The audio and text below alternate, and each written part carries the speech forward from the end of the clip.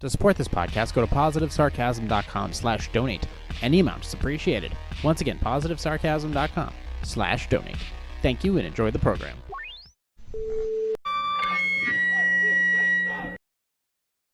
JAirPositiveSarcasm.com, recorded here from Spare Parts Studio alongside New Hampshire's beautiful sea coast. Like, subscribe, share, donate. PositiveSarcasm.com/donate. Any amount is appreciated. What the hell is this? Mozilla's Crash Reporter? Oh, I don't care about that because I'm not running that. What am I running? Am I running that? I'm running that. I'm running that. That's more than enough.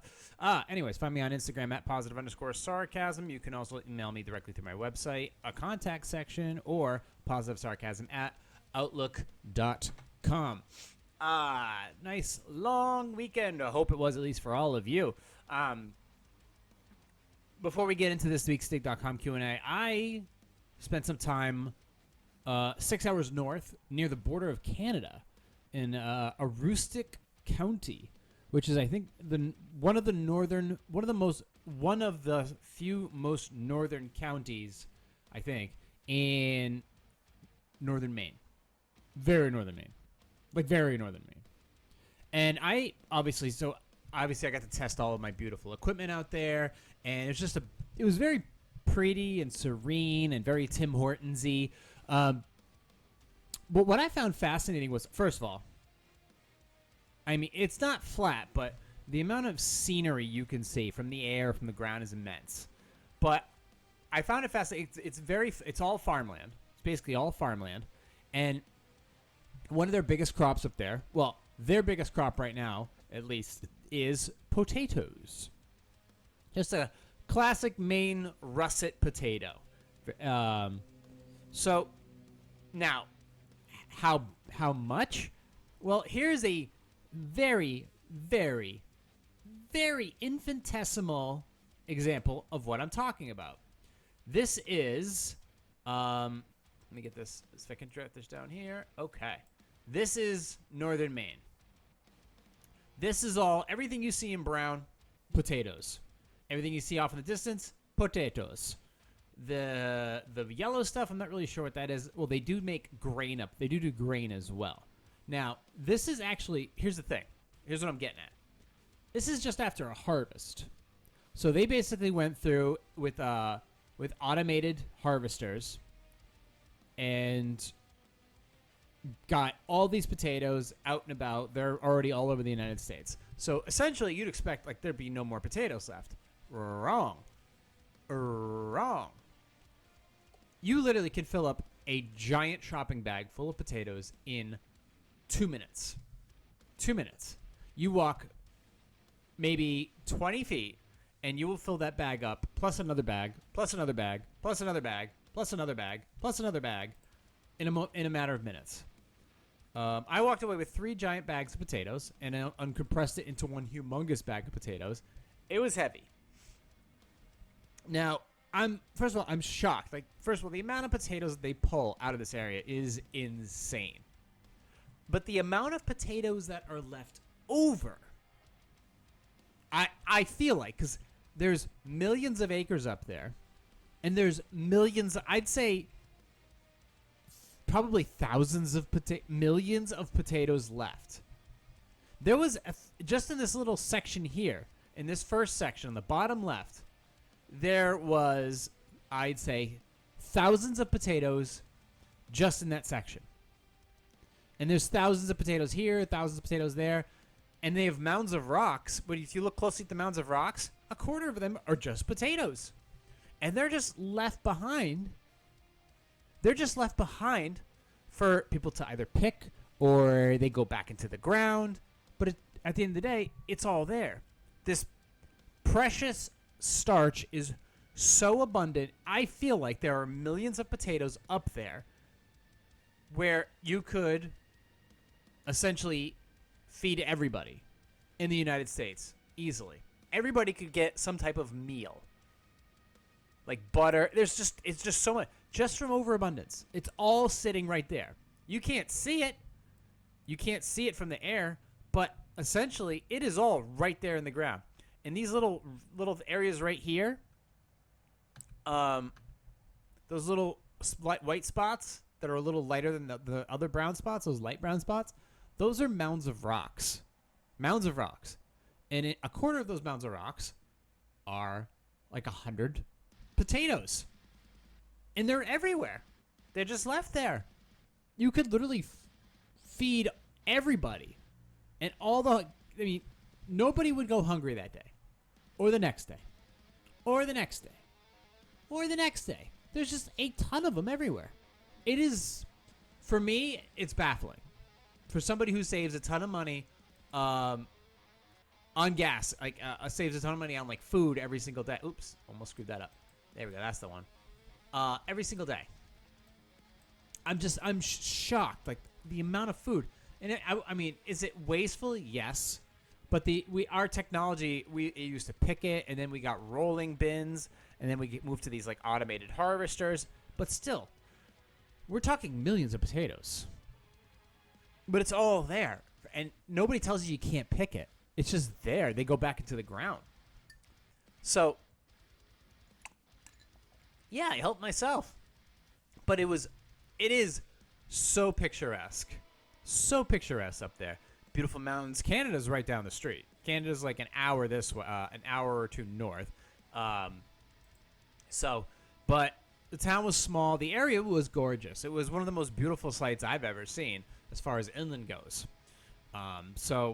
But you can go up there, spend a weekend, and, well, I hope it's bulking season for you because the amount of potatoes that you harvest is insane. But generally, sometimes they'll do sunflowers. Sometimes they'll do harvest like wheats. They don't do soybeans up here, which would be a waste of my time, in my opinion. I'm not a big soybean fan. But the potatoes, I can get down with that. So I just thought I'd show that to you. It was breathtaking. Absolutely breathtaking. Aroostook County, town is called Mapleton, but it's basically all of Aroostook County is just massive farmland. And this time it was potato crazy. So enjoy it. Soak it all in. But I got to go. So that was it. That was great. I thoroughly enjoyed it. So just what I thought I'd share that with you. Move that out of the way. Okay. Close out of that stuff. All right. I want to get to some dig.com Q&A this week. I'm glad to be back in the seat. Like I said, if you have any questions, concerns, comments, hit me up through my website. Email me directly, positivesarcasm@outlook.com. This might be a shorter podcast this week. I'm getting to the things that kind of late. I look damn good, by the way, today. Damn. Or you can email me. You can hit me up through Instagram at @positive_sarcasm. So I do want to get started on some dig.com Q&A. You know what? I just find this fascinating that when I do these dig.coms or when I do these Q&As, I am trying to think clearly and give like a rational answer, and it seems like most people would agree to a certain extent, maybe disagree or have a different take, or it ultimately would be amicable. But then after I've learned more and more in my life, I've come to discover there are people who absolutely despise not only every type of answer I could possibly give, but my very existence of just merely sitting here drives people absolutely to the point of rage. I don't understand that I could literally just sit here and give us some type of opinion about how an 83-year-old grandmother deliberately speeds to scare jaywalkers to drive more safely. How do we convince them? I'll give some type of rational answer. Somebody else is literally painting their hair blue and having a full-blown breakdown, not by the answers I give, by the fact that I'm sitting here attempting to give some. Just absolutely, people just are seething, and I can see it when I drive by them in their cars. Their cars are covered in shit. They're driving absolute little shitbox type cars. They just look disheveled. They drive disheveled. They look angry. They drive angry. It's just they are so upset with their own existence to this point that they have to take their anger out on everybody else. And me just sitting here, I realize these people, they can't stand me. They hate me. If they had their way, I would be hung from a tree. So what do I say to these people if I ever encounter them? And I guess the only thing I know that I honestly, I don't know. I guess my answer to them is, too bad. Sorry. Not going to stop. Not at least not by your request or demand. I'm just going to keep doing what I'm doing because you've done nothing to benefit me other than at times give me more material. But I don't do this to upset them. At least I don't think I do. I just do this because I have a repetition. It's part of my practice. It's part of my nature to, continue. This is like working out. This is like doing my triceps. This is the same thing. I do this to stay sharp. But a little piece of me does do this. A little piece, maybe a very small piece, does do this because I know it pisses some of you off just knowing that I still exist and I can say something. If I know who you are, I can say something directly about you and it will get to you. Or if I don't know you, I'll be describing your existence and it will drive you insane. That is the power of having a microphone. That is the power of the speech that I have, even though it's just a little dinky podcast that exists in a galaxy in the middle of nowhere where people can't get through 5 minutes because they're moving on with the rest of their life because they're too busy trying to wipe their ass while liking Instagram photos. But it's fine. I can continue to do this as practice, and I can continue to do this because I know it drives some people fucking bananas. And on that note, let's continue that tradition with this week's Dig.com Q&A. And yes, these are people with real dilemmas that I sometimes find pathetic and hilarious. So join in, and if you have other questions, concerns, or if you want to offer your take on it, you can always comment. The comment section is open. So back we go to the screen. Sip of water first, of course. Stay hydrated, folks. My grandmother and I are very close. She is 83 years old, super independent. She loves to keep busy and is always running around town. I'm writing to you because I need your advice on how to get through to her. I'm worried about her driving. She is always driven like a, quote, cowboy. She speeds and is very impatient on the road. Okay. She's dying. If she sees someone jaywalking, she'll speed up to scare them, as she puts it. It's very dangerous and very scary. I've told her many times that she is driving dangerously, but her reply is she's never gotten into an accident, so why would she now? Her agility and reflexes are declining as she's aging, and I am scared she will hurt someone or herself if she keeps driving so carelessly. How can I get her to take this plea to drive safer seriously? Well, if you're driving so intimidation on the road is actually, I think, a finable offense. So it's not about getting into an accident.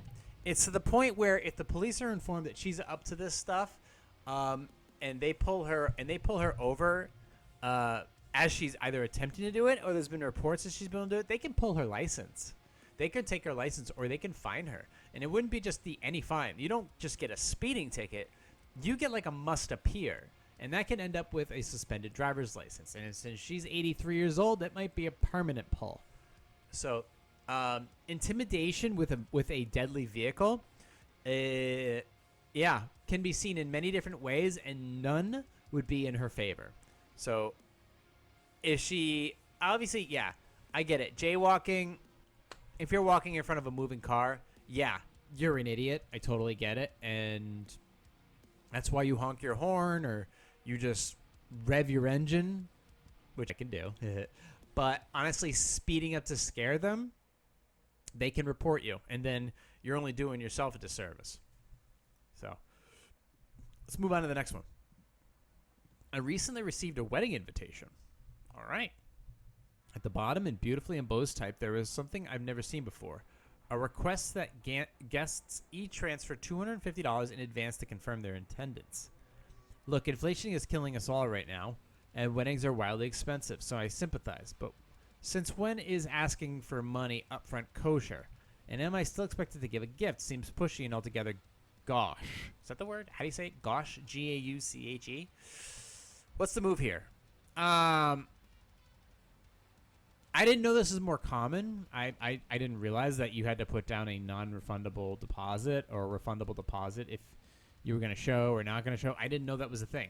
I was not aware that all of a sudden you're getting invited to a wedding. All of a sudden you had to drop money before giving a gift that they ultimately weren't going to use. So you might as well have given them cash to begin with.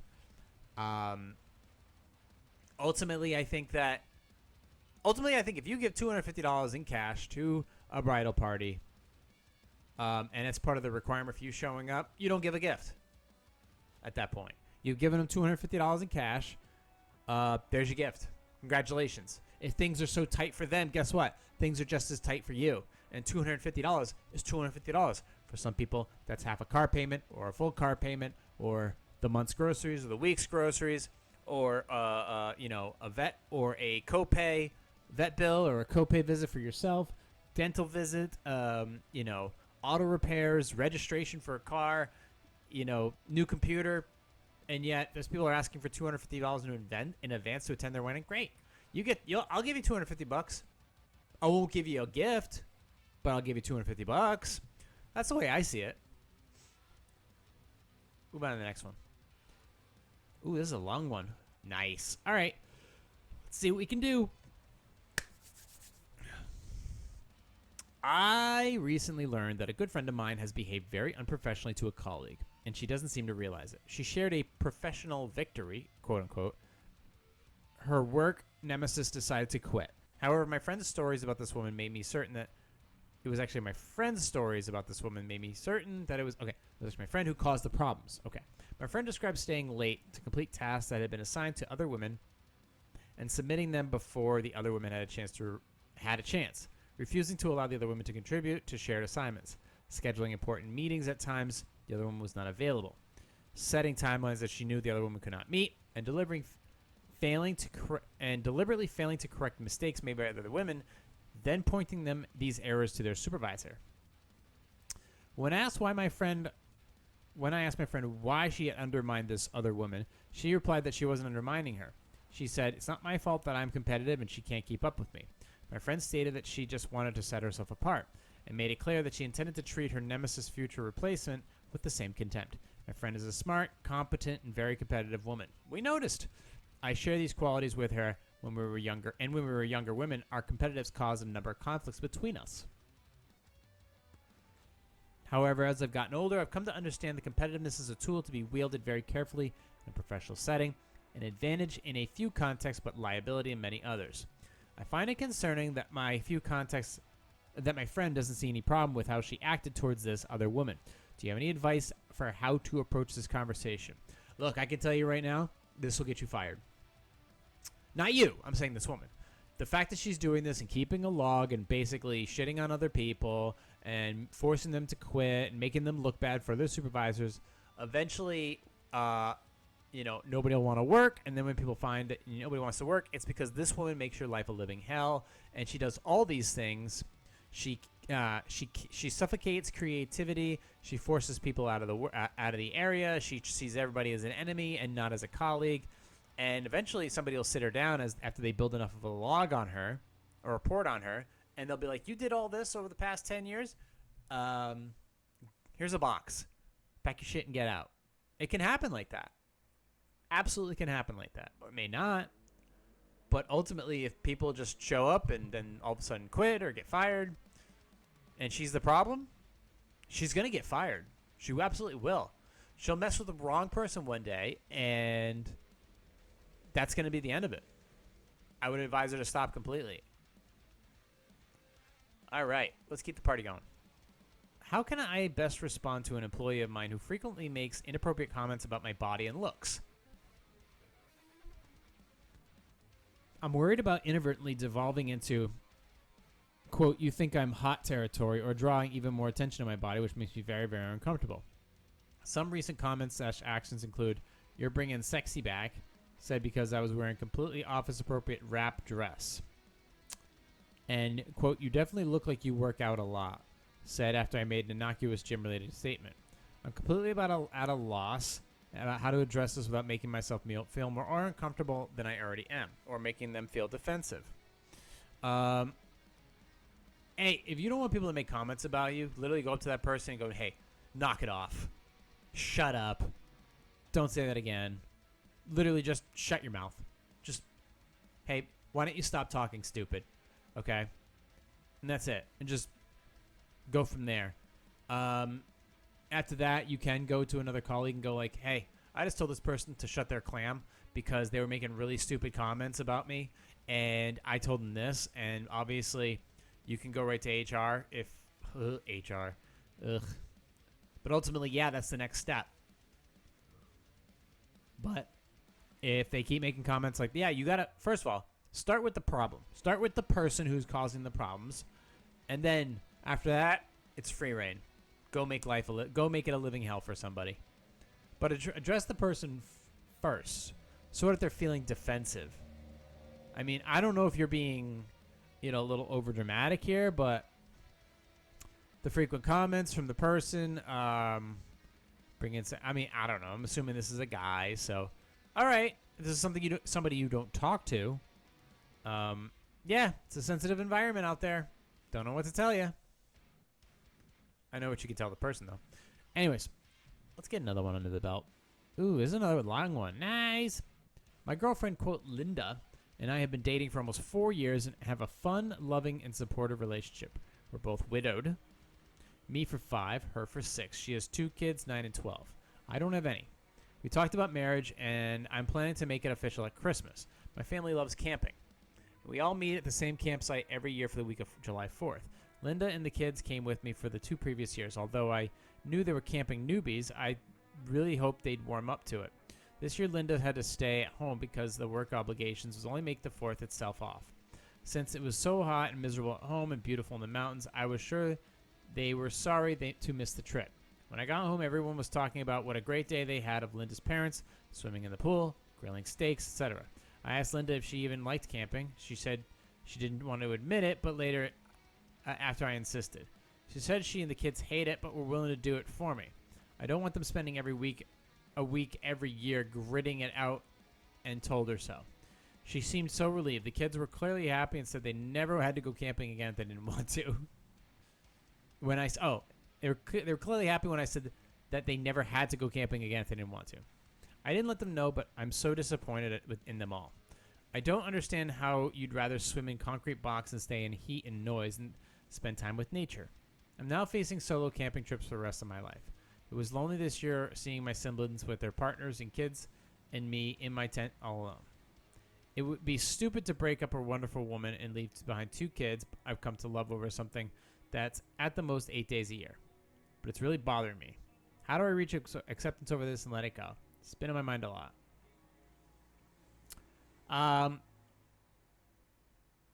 It's camping.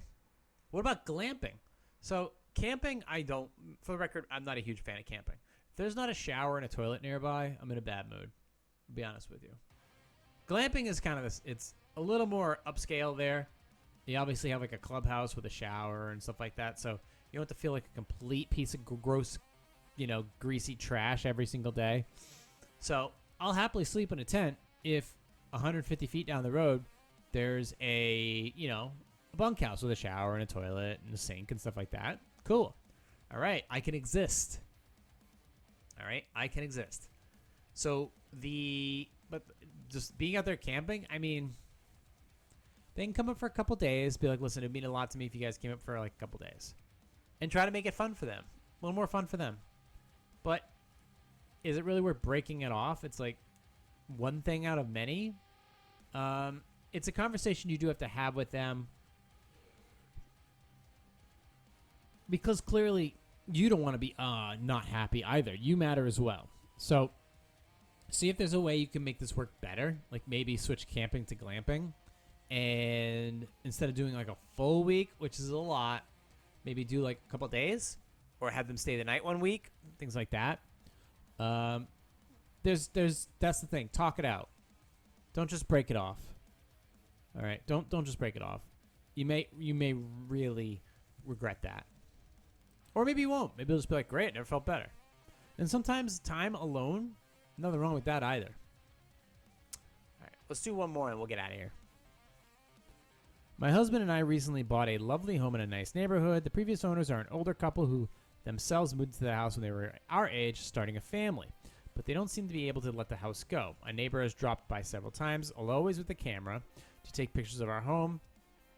She explained that her previous owners, who had moved to a different state, had requested pictures so they could see what we had done with the house. We explained we were not comfortable with this, and she stopped. Now we've received a letter from this couple.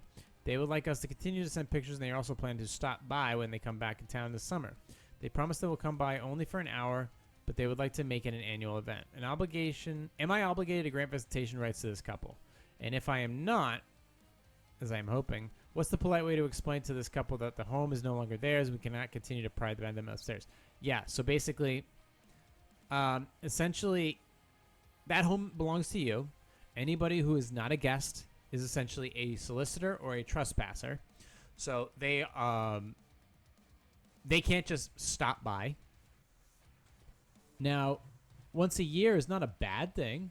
And if it's only for like an hour, that's not a terrible thing. But ultimately, if you don't want people at your house, put up a gate. You can put up a gate. They have those automated gates. You can throw that up at the front door. But ultimately, you can send them an email being like, listen, at this point, we just kind of want to be our own thing and do our, I'm sorry, but I can't advocate for this.